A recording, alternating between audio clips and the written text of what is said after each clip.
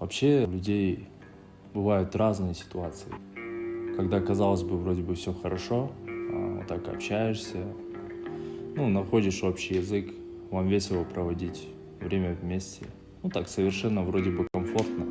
И вот когда ты возвращаешься домой от этого человека, да, ты должен интуитивно понимать, какие эмоции и какой заряд энергии ты от него получаешь.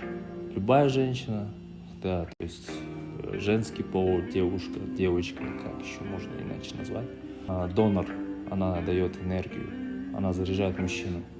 Если ты возвращаешься домой и чувствуешь, что ты опустошен и не хочешь ничего делать, то, скорее всего, это просто не твой человек, и у вас просто не совпадает энергия. Это разница в воспитании, разница в культуре. Я не говорю то, что какая-то культура или какое-то поведение людей в силу того, где они родились, выросли, чем они занимались. Но они же не виноваты, то, что они прожили именно такую жизнь.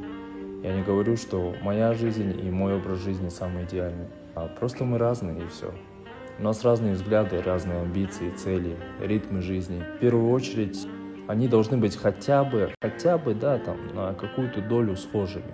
Да, пусть вы даже вдвоем будете, там, я не знаю, какими-то религиозными фанатиками, но вы будете вдвоем двигаться в одном направлении.